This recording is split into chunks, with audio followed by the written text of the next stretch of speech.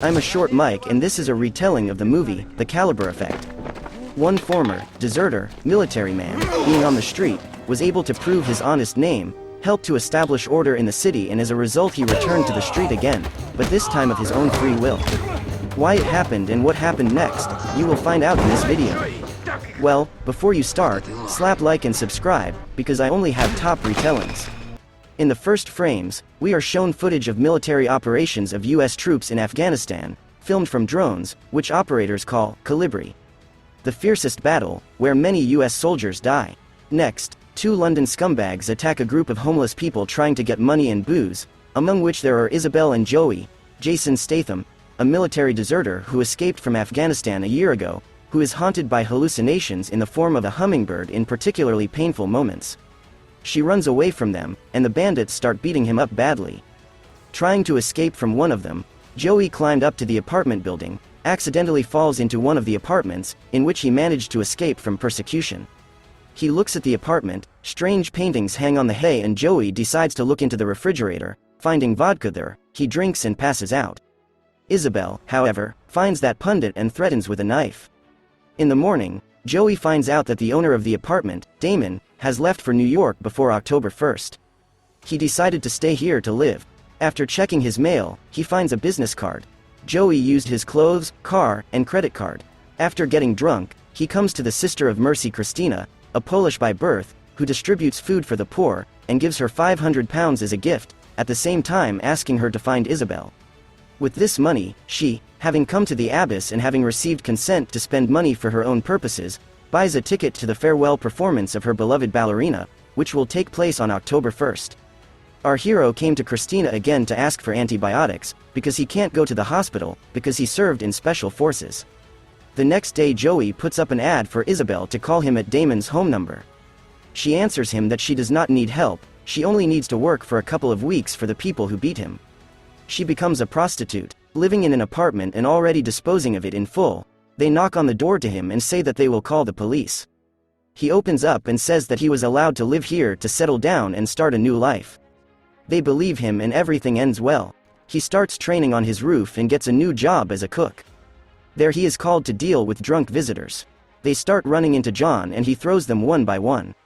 The boss sees this and asks the subordinate who it is. Then the tough guys offer him the job of best man and security at the same time.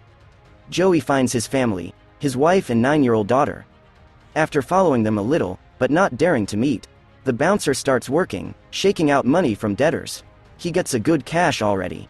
He puts the earned money in a hiding place. By the way, the refrigerator was the hiding place. Decides to do charity work, sending everyday delivery of pizzas, burgers and wings. Next, in the supermarket, he meets his ex and she says that while he was hanging around somewhere, they lived for pennies and throws goods at him, but he hugs her and gives her money, saying that he will bring even more. One day he invites Christina to dinner, sending her a red evening dress. She comes and sees Jason frying a steak, he is glad to see her. But she holds out photos of Isabel's corpse found in the river. At first, he is calm, but then he turns the table over and says what this filthy city has turned into. She gives him the money he gave her. But he asks to take a dress at least. Joey comes to those bandits who have come to rob poor people again. And he starts a fight with them, showing only a spoon, although they have a knife, after which he breaks one hand and finds out that her regular customer was a solid man of 30 with a scar over his eye, working in the city. When he leaves, he throws money to these poor people. Christina still comes to the photo exhibition in that red dress and Joey gives her information about the killer. She gets drunk, and under the influence of feelings they kiss. The next day, he goes to another case where he needs to take money from the debtor. But they point a gun at him and he has to shoot the guy in the arm. Then the cops were called and he was put on the wanted list. The police came to Christine and asked about Joey, but she lied. Then he came to her and she said that the information from the cops caused only a grin about Isabel. They drive in the car and Joey reminds the girl that she asked him to kiss her. She tells the story of how her coach raped her as a child and continued to do it 17 times, on 18 occasions she cut his throat, for which she was sent not to prison, but to a monastery. After this meeting, she asks the abbess to send her on a mission to Africa, after October 1st. During the next revenue collection, but she is at a loss as to why Christina has gathered right now. Joey appeals to the boss so that they find this man with a scar. The boss agrees, but in return Joey transports Chinese immigrants to the factory.